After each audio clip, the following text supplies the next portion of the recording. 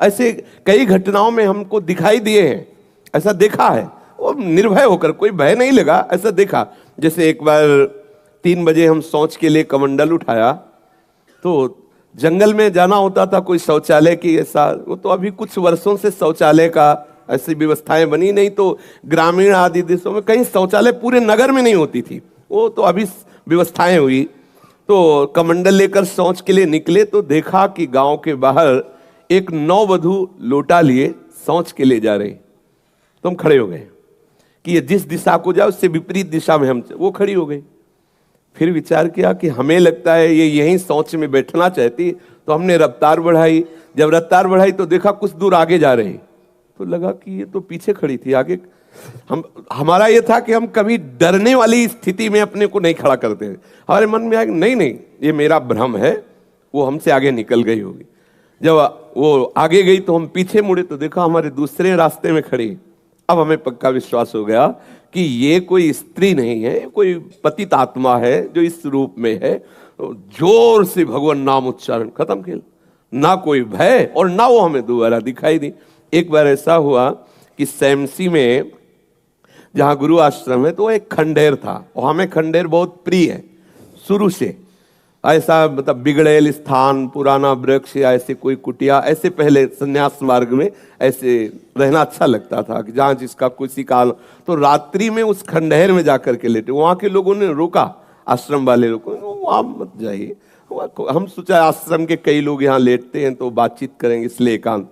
यही गए तो अंदर मंत्र चल रहा था, और एक छोटी सी टार्च सिराने, एक छोटी सी घड़ी दुप दुप वाली, क्योंकि उससे पता चले ना कि मतलब टाइम का। तो ऐसे रख के वैसे से थोड़ा ही लेटे, तो उस समय जटाएं बड़ी बड़ी थी, इतनी इतनी, तो ऐसे उनको तकिया की तरह जटा रखे। तो ऐसा लगा जैसे कोई हमें बहुत जोर से दबाने की चेष्टा कर रहा है।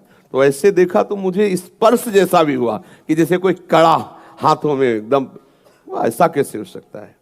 जब हम मंत्र जप रहे हैं तो कोई ऐसा कैसे हो सकता है कि कोई अशुभ आत्मा के छुए? तो टार्च लिया, बाहर निकले, कोई नहीं। मुझे लगा कि मेरी मानसिक बिगड़ेल बुद्धि हमको भयभीत करना चाहती है। नहीं नहीं, मैं नहीं मान।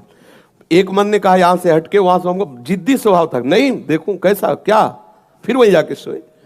थोड़ी ही देर में फिर स्पष्ट अनुभव हुआ कि ऐसे। तब हम बैठ गए तत्काल मंत्र जपते हुए।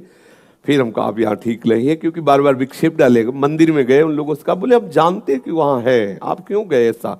तो हमने जीवन में देखा है कि अगर कहीं ऐसी प्रेत आत्मा आदि हो, वो आपको परेशान नहीं कर सकती। आपको जैसे गोकर्ण के सामने धुंधकारी प्रकट हुआ, कभी वो अग्नि बनता, कभी वो ये बनता, कभी भेड़ बनता, कभी सिंह, समझ गए अधोगति को प्राप्त। लेकिन कोई ऐसा नहीं कि उनका अनिष्ट करे और रो के कह रहा था कि मेरा उद्धार कर दो, मेरा कल्याण कर दो।